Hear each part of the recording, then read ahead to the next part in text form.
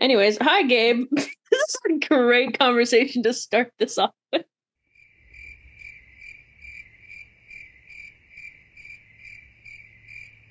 Gabriel, Gabriel, Gabriel. Gabriel. Joke's on you guys. He's actually not here. Yeah, he left effective immediately. I just got here.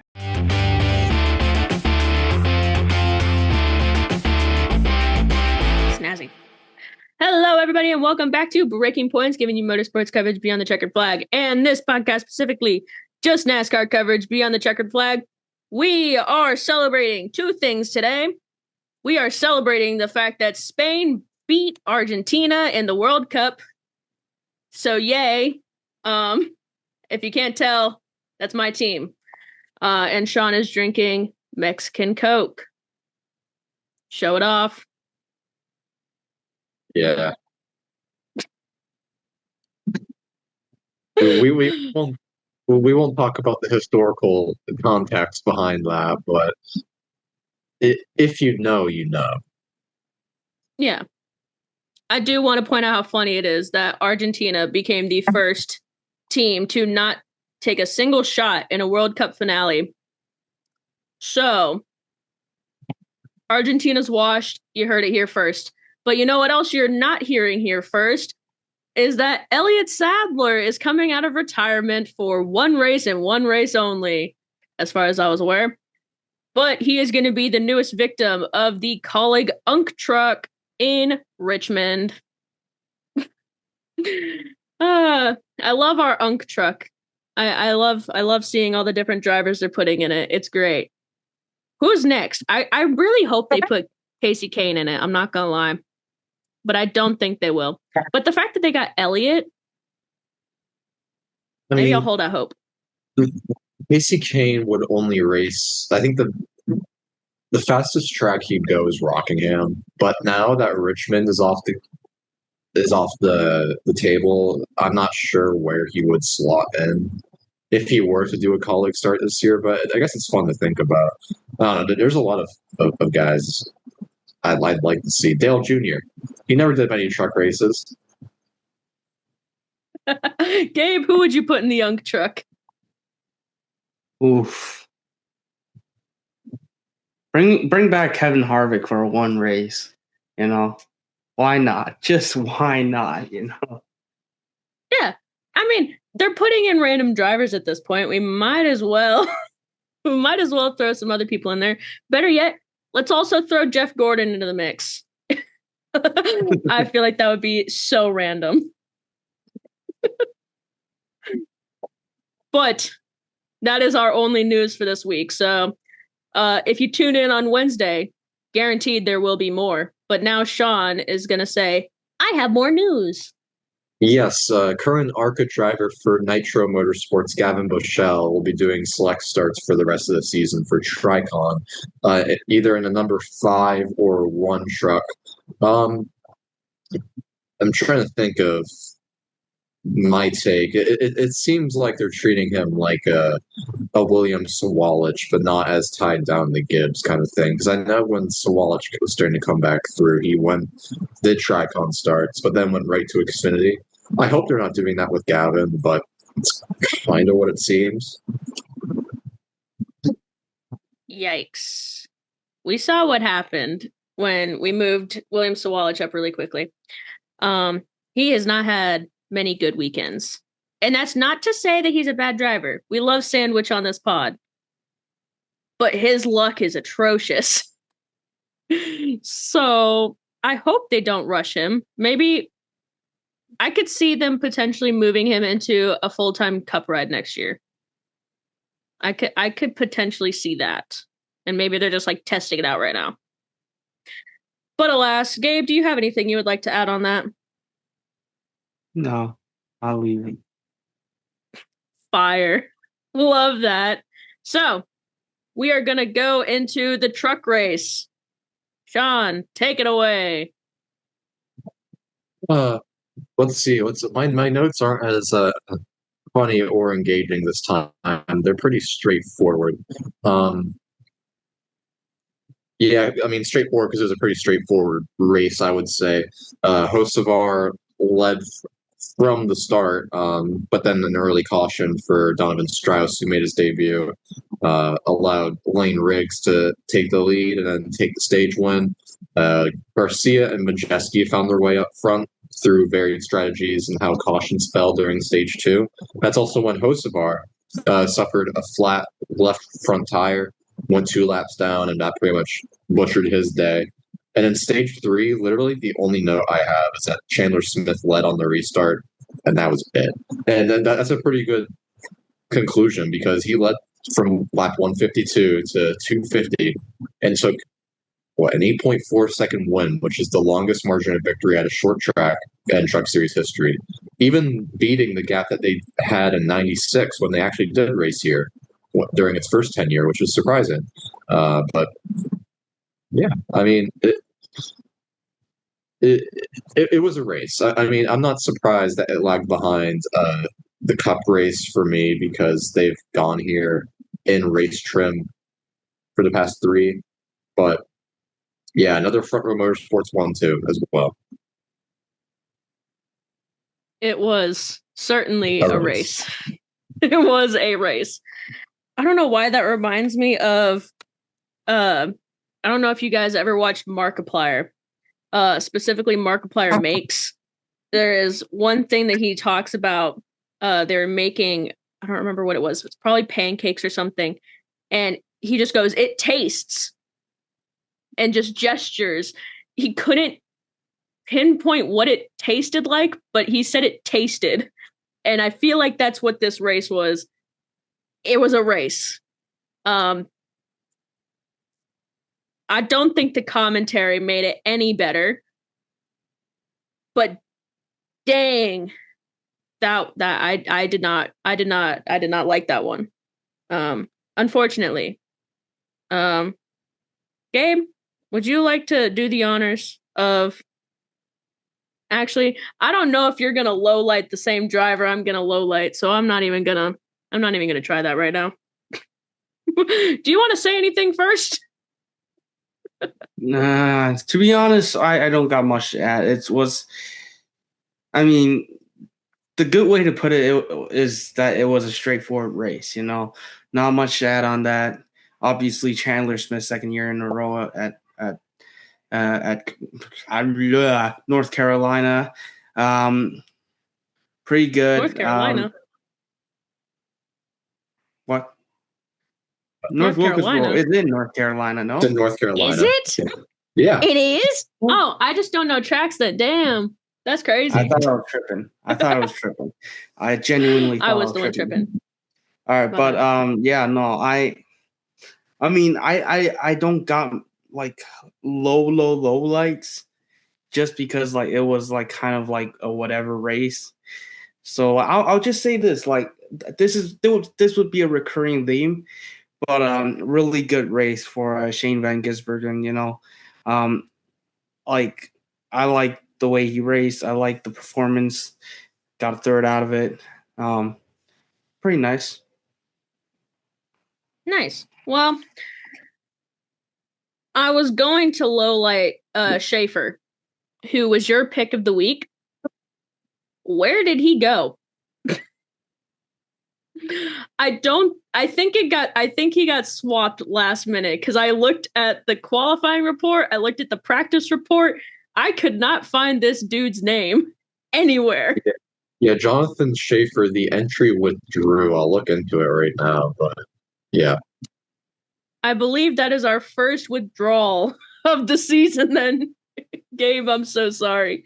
But if it makes you feel better, there was a 36 field, right? So even though your guy didn't start, technically it would be the 37 or 39 since there was 38 entries. Grant Enfinger and Minnie Tyrell did not do good either.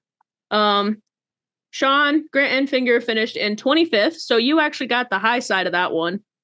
And I had Minnie Tyrell, who was in 28th. So despite the fact that Jonathan Schaefer didn't even enter the race, we still somehow finished within about 10 places of each other. So, kind of funny, kind of sad. But I was going to highlight and lowlight 3 people, and you took my highlight. So, this is a weekend highlight, lowlight. My weekend highlight was going to be SVG, because we'll talk about him more in the Cup race. And then my lowlights were going to be Christopher Bell and Chase Elliott, who Gabe talked about Christopher Bell. But then Chase Elliott was also just nowhere during this truck race, which was very unfortunate. And I kind of agreed when Denny said, he's like, I'm surprised that we're not talking about Chase Elliott more, but he's also not doing anything.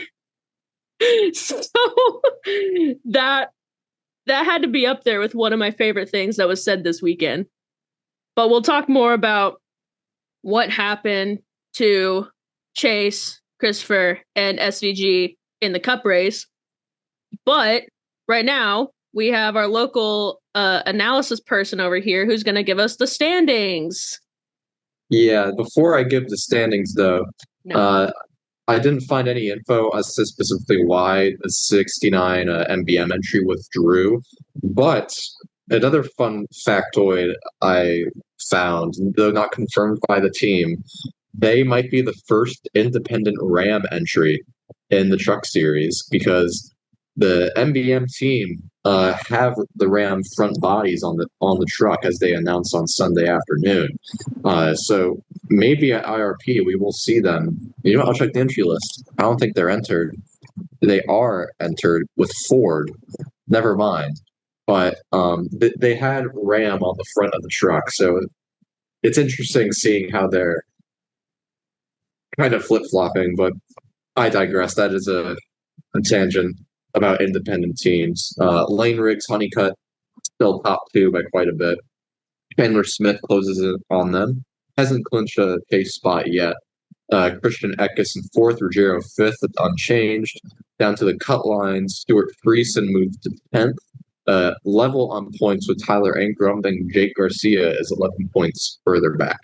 And I'll say Corey Heim is still 14th in the standings. Brother, that's another thing. He was nowhere during this race, which was crazy. Like, he was up there for a while, but I'm more surprised at the fact that he didn't lead laps. Because I'm pretty sure in every single start he's made this season, he has at least led a lap. And I was a little concerned. I was like, yo, where's Heim time at? He's not here. And then he's in like 3rd. And I'm like, oh, I'm not used to you running this far back, my guy. I make myself laugh. It's so great. Anyways, unless there was something else y'all wanted to say about the Twux. Nope.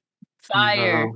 No. I love silence. Silence is my best friend, especially on this podcast. We just said something. Both of us said something. Like, I don't know what are we doing right here. Like, all right. Yeah. He's doing his impression. Impressions end here. Oh, side note, did y'all see Trump's photobomb of the celebration? It was so funny that they all edited him out. Oh, yeah. That was great. It was so perfect. I love that. It's great. It's like with MBS and the F1 stuff. Like, who invited you? Real. Where was your invite? Did you play in this match? I don't think so. Also, we were talking about it in marketing. Why was Trump the only one to go and give the trophy to the team? Because technically it should have been Mexico, US, and Canada. Like, the leaders should all have been up there because they were all the host countries. I don't know if Mark Carney was there. So I don't know. They were there. They were all there for like the handshakes, yeah. But they weren't there to give the trophy. I don't know. I mean, kind of weird. Very weird. Almost as weird as having like 7 host countries for the next one. Or the one in like 2032, I think it is. Do y'all see that? Brother. There is like 7 host countries and one of them is Argentina. Ooh. Yeah, 3 freaking continents, dude. Well, Like, who the frick decided that? Like, seriously, who the frick decided that? Argentina, Argentina, whose currency is worth less than one V-buck, is going to host What? like, I'm not joking. That's real. An Argentinian peso is worth less than one Fortnite V-buck. That is real. How much is a Fortnite V-buck worth in US? I'm very curious. I don't play Fortnite like you young kids. I never did either, but I just saw that and that's so pathetic. That was pathetic. It says. Welcome to Personality Podcast, where we are injecting other sports now into our motorsports outlet. Okay, so the V-buck is worth 8,000ths of a US dollar, while a peso for Argentina is worth 67 100,000ths of a cent. Which means just like rapidly moving air. It is. You have to multiply that by so much to get to one V-buck.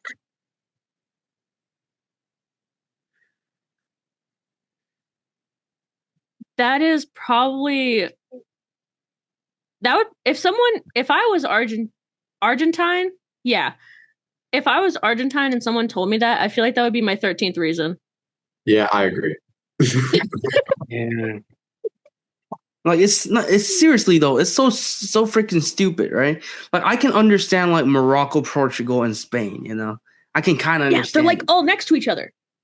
Kinda. Yeah, but like, you know, like let's go to Argentina. Oh my god, Argentina, Paraguay, and Uruguay just to host a monumental centenary match. Oh, that's so great. We love that. We love that.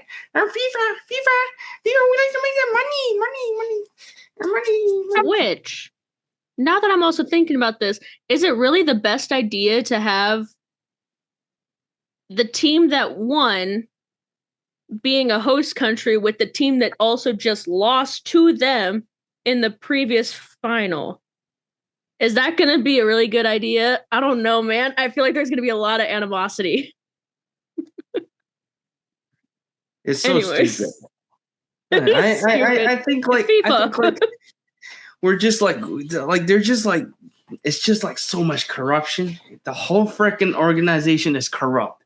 You know, like here's what I think should happen. You know, like whoever wins the World Cup should host the next one. That's so simple.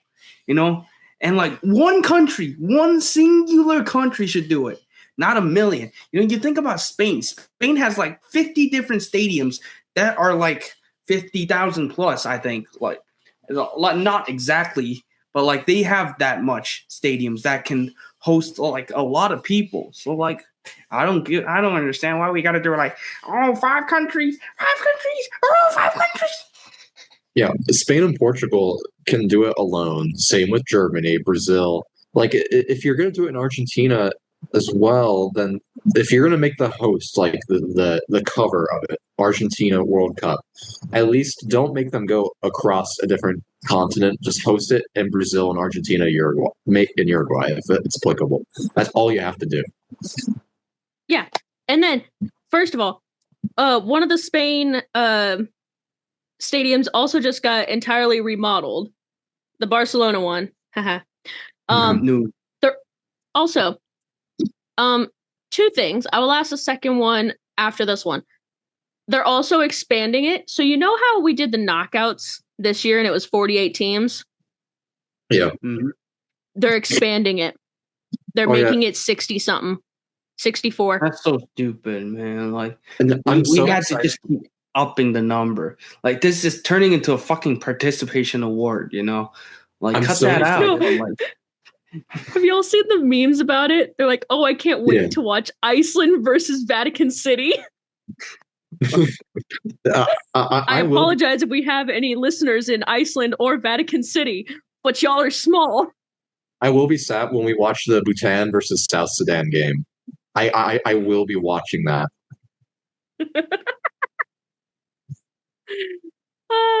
just can't wait for New Zealand to get in. Or maybe Italy will finally make it. Yeah, sure, buddy. Sure, I can't buddy. say that. Imagine Italy still misses it. And it's up to 64. So that'd be insane. No. So my other question, kind of to slightly get us back on topic here. Gabe, are you drinking a Budweiser? I am not drinking a Budweiser. I'm drinking a Molson Canadian. What is it? A Molson Canadian.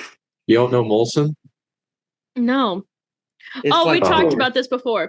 All I saw was red and white, and I was like, next week is the drunk episode. So tune in next week for that episode. I could just go back home and get some Molson. Maybe I'll drink some with you. Bro, I can't get that. I legitimately can't. Just import it. I don't think they sell that this far south. Anyways. Check your local liquor store. Cup race. Check your local liquor store. Brother, who goes to a liquor store? Anyways, cup race. We are just stalling because I really don't want to talk about it. But it's fine. We're fine. Cup race. I will admit that I thought it was the most boring one of the year. However, upon further review, there's definitely worse. And there's going to be worse, and I'm willing to bet that right now. So, am I upset that a couple of my guys lost? Yeah, I am a little upset. Am I more happy that SVG got a top 5 on an oval? Yeah. I'm sorry. That seems to be like the news of this entire race was that SVG not only led the second most laps, but also still finished in the top 5. We can't say he can't drive on ovals anymore. He could drive short tracks. So, let's call it right now. SVG is winning Bristol Night. I'm sorry. No, we are all saying Shane Van Gisbergen will lead 450 of the 500 laps. I was not going that far. We are all backing that statement. We are farmers. We are taking that statement all the way to the bank and cashing it. That's my statement, but go off if y'all want to piggyback on it. But anyways, Ryan Blaney technically started on pole. You see how I stopped before saying the, Gabriel? You see that? I know how to pause. I know how to pause, especially in this sport. Ryan Blaney was supposed to be on pole. It was rained out, so that was unfortunate. But then he decided to change his car, so then he started at the back. Ty Gibbs and Christopher Bell were on the front row. Ty Gibbs led a lot until Josh Berry hit the wall. Nope, not Josh Berry. Was it Josh Berry? Who was the first one? Bro, I'm mixing all these up now. Nemechek. Oh, it was Nemechek, yeah. I was more so paying attention to the three-way battle between Denny Hamlin, Chase Elliott, who was on the outside. Brother, I'm blanking. Because, they like to watch that stuff first. I didn't see the replay of that crash. So, I also didn't see AJ Allmendinger hit the wall, apparently. But that happened too. So, Ty Gibbs leads about 40-ish laps. Then SVG takes it on the restart and could have won the stage. Except he did not hold off Ty Gibbs in the last corner. So then Ty Gibbs wins the stage. But all is well because Ty Gibbs then gets a speeding penalty and has to go to the back. So SVG gets to lead more laps. But this time, it's Joey Logano right behind him. And everybody knows, dang it, that's going to suck. So, Joey Logano gets into the lead at some point, and I don't remember him letting it up at all. So, Denny Hamlin tried. He tried. but it didn't work. As I mentioned earlier, how we were going to talk about Chase Elliott and Christopher Bell not having the best days. Well, technically, no one at Hendrick Motorsports had a good day. They all sucked. Alex Bowman decided, hey, I'm going to go, or no, what did he decide to do? He tried to do that thing, I turn left now, good luck everyone else, and tried to go onto pit lane, took out Tyler Reddick, so that was fun. Chase Elliott decided, I don't know how to drive right now, so I'm just going to continue going laps back. Kyle Larson said, Connor Zillis, you're not allowed to go to Funky Town ever again, stay in Torture City. And I did not see William Byron at all. But I know he was not in the top 10. So. Which is crazy because Byron was the top finishing Hendrick car. He finished 12th. He was. Brother, what? Yeah. But I don't blame you for missing him, though. I mean, the Hendrick were definitely off the. I personally, but going into this weekend, thought Larson was going to win it. I had this weekend circled as a Larson win, but it's an even year. And Joey Logano won all but one lap in 2024 here during that All-Star race. Definitely shouldn't have written him off. Yeah, I mean, I wrote utter domination for the Chandler Smith report, but I think that would have applied better to what Logano pulled off last night. Well, I kind of agree that Chandler Smith kind of dominated in the sense of there was no challenging Chandler Smith for that win. At least Denny Hamlin was within a second, practically the last 50-ish laps, I think. Especially because they got up to lapped traffic. Good God. I cannot talk today, guys. It's great. We're having a fun time here. Lap traffic kind of held Joey Logano up, and Denny Hamlin caught up, and they were within a second. Was it the last 50? I think it was the last 50. For all I know, it could be 75. It was a short track. It went really fast. All I know is I looked at one point, it was 10 laps to go, and I was like, oh, Denny's got this, and then Joey Logano won it anyways. Makes me upset that I put Joey Logano as my 36 for 36 last week. Yeah. Should have saved him one more week, bro. One more week. But at least I put Daniel Suarez, so that wasn't a horrible pick either. He still finished, I think, in the top 10. I think he was 10th. See, look at that. Oh, 9th. He escaped a penalty because he dodged Alex Bowman. Yeah. That was fun. Talking about the lap traffic, 6 cars finished on the lead lap.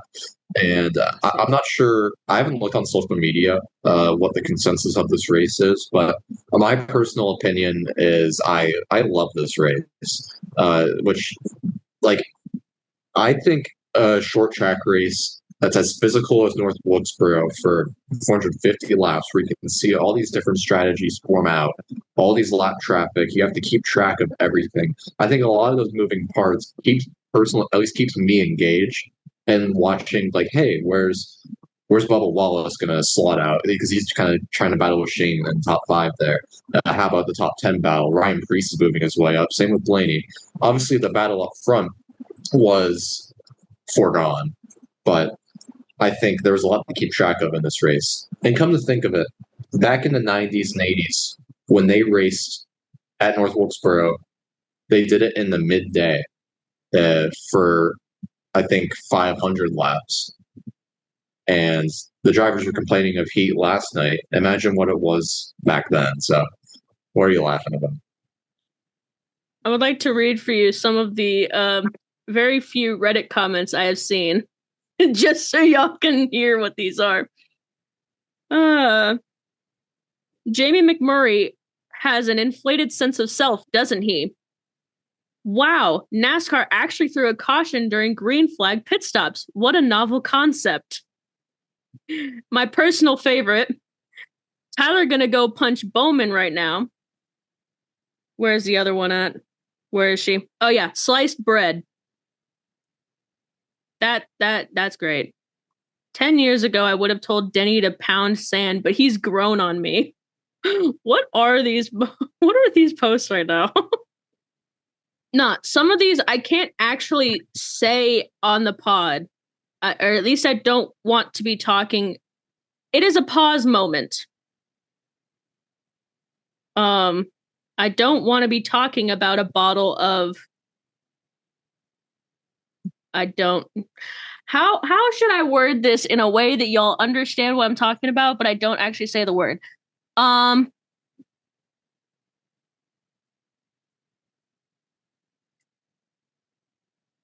You know what? I'm just gonna keep it in silence. And I'll tell you guys afterwards. But yeah. Say what this is. Why are they talking about Joseph Gordon-Levitt? What? Oh my god, they're talking about making a biopic of Joey Logano after this win. How do picks do? I don't know. Where did Austin Hill finish? I'm very curious on that one though. I don't remember that. Hill finished 33rd. Oh my god, wait, hold on. He finished 33rd, started 33rd, and drives car number 33. Wow, that's crazy. Go buy a lottery ticket, guys. Hey, fish pick! Hold up. Fish pick! Hell yeah. Fish pick. It was Chase Elliott breaking his collarbone right before we started. I'm so happy I got that fixed. It really makes my heart a lot happier. I'm gonna let y'all take a guess who you think had the highest finisher here. Either the driver or the person. I don't remember the drivers. I'm gonna assume it's Gabriel. You think it's Gabriel? Gabriel, who do you think had the highest? I hope it's me. Well, unfortunately, it wasn't because you had Larson, who finished in 15th. You were, funny enough, you were actually the middle. Sean, do you think you're first or last? Last. That's unfortunate because you were first again because you had Ryan Preece, who finished in 10th. I had Michael McDowell in 24th. Tough luck. So, it could be worse. I could have finished behind Cody Ware. I did not. And at least we're all at least one lap down. I'm not going to complain about that. So, for the in-season challenge, Gabe, I am so sorry. Because not only did you get both of them wrong, but your Pickett champion is also out. Christopher Bell can no longer win $1 million. Boo-hoo, yeah. On an even worse note, all three of us got Chase Elliott wrong. That was crazy. That Todd Gilliland, what an iconic run. But now it's going to be him versus Blaney. That's fun.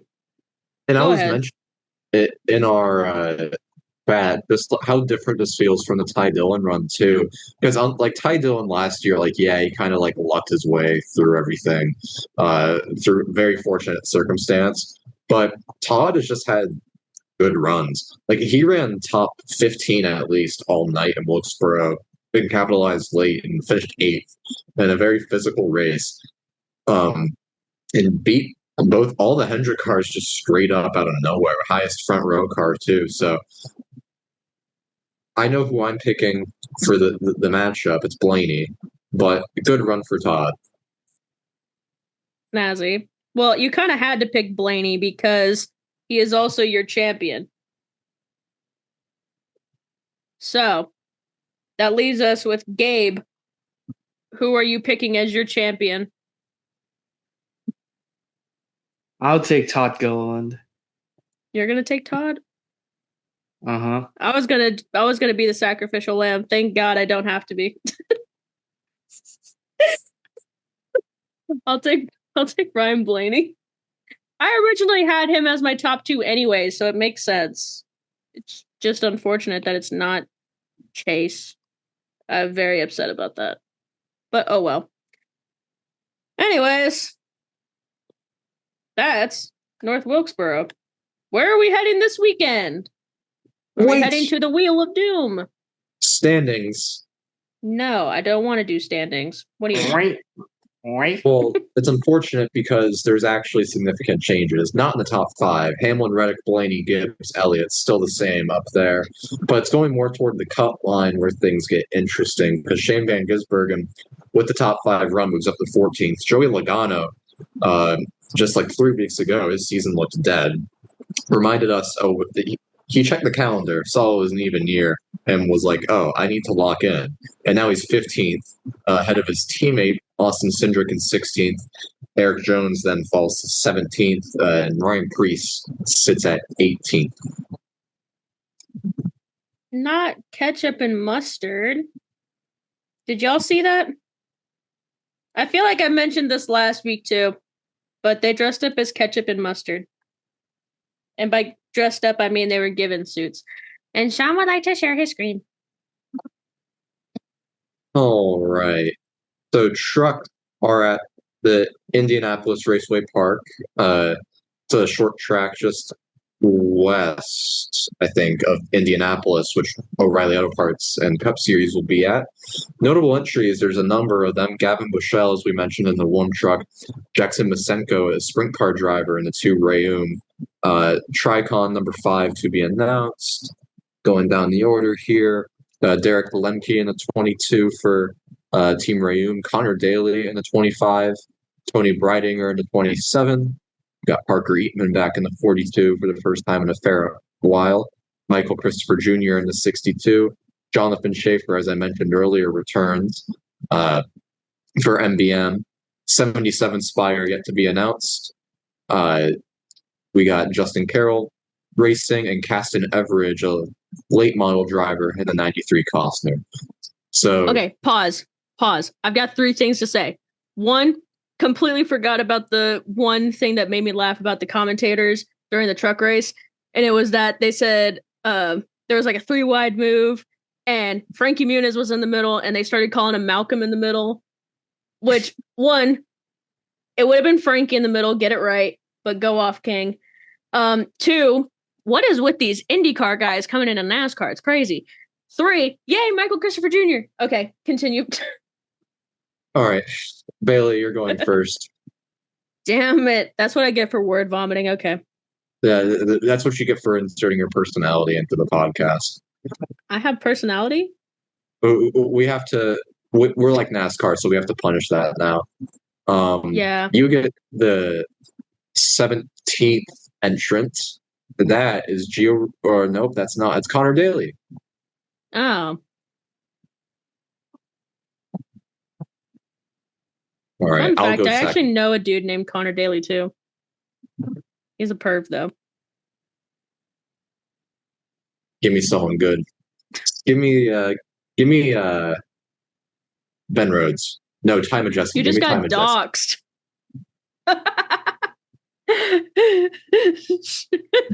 From Pittsburgh. Oh no, come find me. Oh no. Got the 6th entrant. Oh, Corey LaJoy. I just put Jaboy. My address is.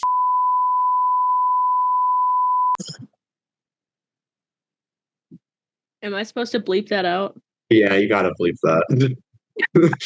Bro, you're making my job harder. What if I don't? I got Corey LaJoy. Let me be. He got outran by many. You could have gotten something worse. You could have gotten Chris Wright. LaJoy was out at Wilkesboro. Oh well. Cry Anyways, harder. I'm crying. Gabriel, I'm about to get cursed with Chris Wright right here. This is your spin. You get entrant number 2. You get Jackson Masendo. Damn, we all got horrible picks. Dude, we suck.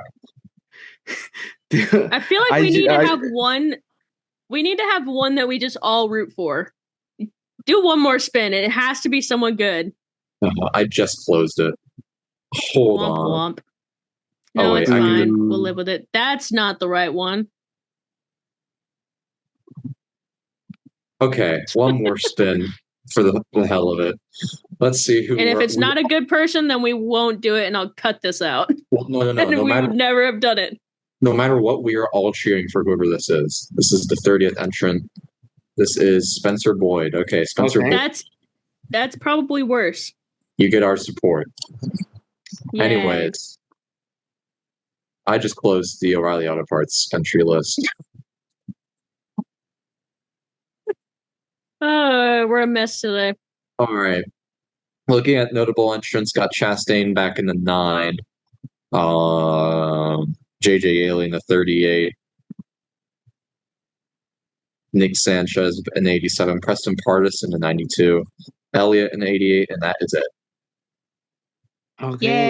Yay. So, Gabriel, same number of entries as Truck. You're going first. No whammies, no whammies, no whammies. You get entrant number 9, which is Ross Chastain. Okay. Hey, not bad. Could not be bad. worse. Actually, not bad. Actually, not bad. Pretty good pick. That All could right. be worse. This is where I get a whammy. This is where we get who is a whammy right now? I can't actually think of someone off the top of my head. 33rd entrant. Does that crash my... Number 33 has crashed it. I got Nick Sanchez. That could be worse. Yeah. Now I'm the one that actually gets the whammy. Or I officially crash your computer. Oh my god, what is happening? What malware is on my laptop right now? This is what you get for doxing yourself. Yeah, I kind of did dox myself. Anyway, this is me, apparently. Now you know where to send me fan mail, I guess. Third entrant, Bailey, and that is Carson Waffle. Oh no, it's Carson Waffle. Perpetually in second place. All right. No. He's the new Sheldon Creed. At Indianapolis sees 39 entrants. Of the notable ones, we have Casey Mears in the 62. Corey Heim is back. Daniel Dye in the 78. And that's it. We got 39. So I got to do the usual. No. I saw Shane and I started thinking, nope.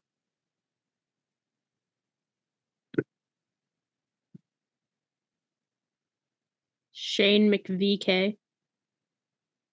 Like Renus that came before him.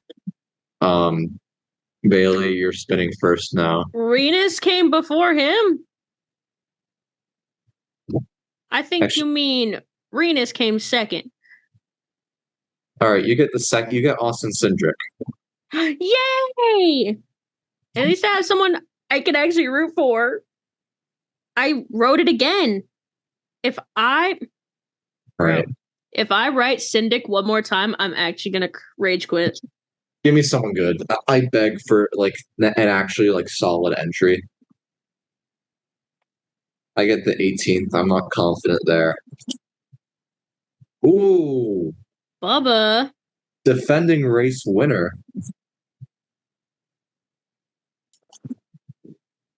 What are the odds? All right, Gabriel. Here you go. You ready for Jackson Mistenko? Freaking hit me with like a freaking tank here. Uh-oh. Oh. Is that Denny? Denny. Oh. Damn. We have lost Gabriel. He has died. So much hope. So much hope, man. So much hope. We got solid picks here. For 2 out of 3, we got some pretty good, solid picks. I don't know what happened to the truck race. That's unfortunate. You win some, you lose some. but not a single one of us won. Usually, at least someone has a good person. Even if that person ends up doing shit, we usually have one person to do good. Real. I fear that our truck guys are going to be battling for 15th, if that. The Team Rayum do not finish races. It's not happening. I said 15th because of Corey LaJoy. And that's also me being generous. He won't be. He'll be 30th like he was at Wilkesboro. That's why I said 15th if we're lucky. No. I mean, Spencer Boyd. 20th maybe.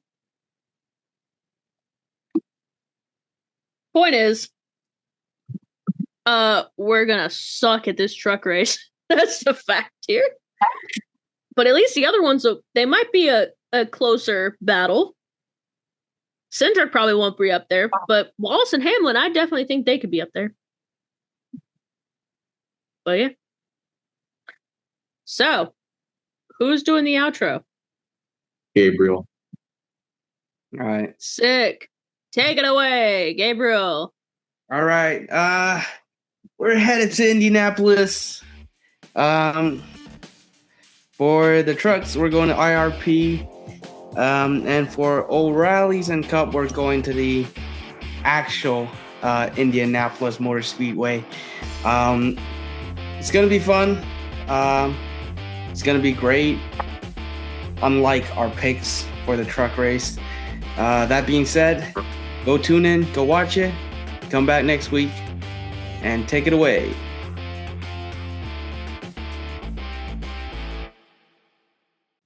Wait.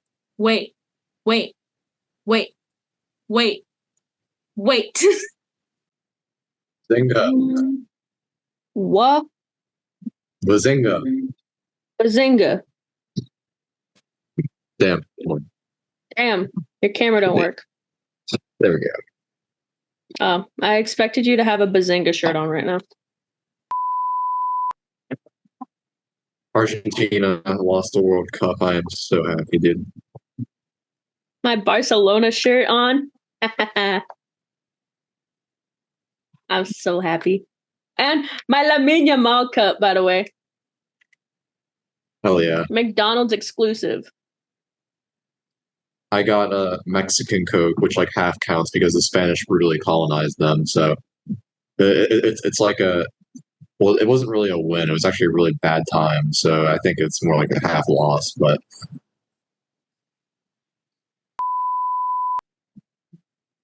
What was like? Oh, I just want to say something really funny. Just heads up. Every single time I finally hear back from someone, I tell you guys who it is, and then I don't hear a response.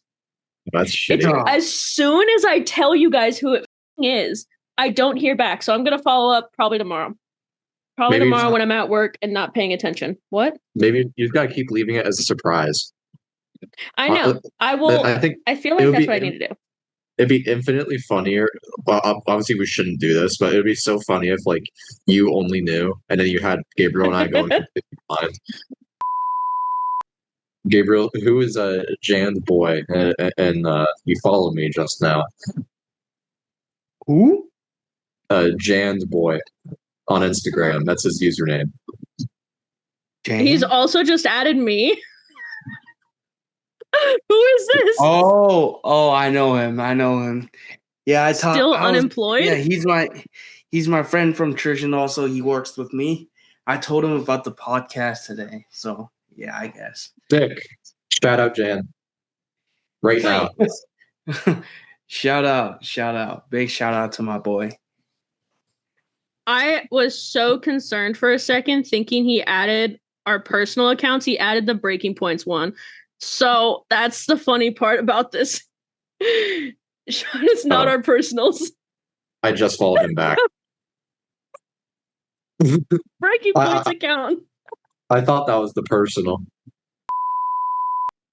I do distinctly remember I want to do a huge shout out to Kyle Larson. Thank you for making sure my boy never gets to go to Funky Town ever again. You son of a. I hate this guy. I hate this guy. If you have, if hypothetically speaking, if you had partaken in the drinking of alcoholic beverages, Right. hypothetically speaking, if you did, are you into more of like fruity, darker, lighter stouts? Honestly, like, I'm the kind of guy who could probably hypothetically pour just like bourbon and ice and sip it. Hypothetically, bourbon, old fashions are really good. I have a smoking, like a little smoker. It's so cool. Oh my god. The amount of money I can waste on alcohol. Oh, it's so fun. But some really good ones. Purple Haze is one of my favorites. It's a very fruity, like summery drink though, but it's a beer. So it's a beer. Sure. Bourbon though, I mean, you can't go wrong with a Jack. But we also have Buffalo Trace, which is really good. It goes down really easy. It's not like burning.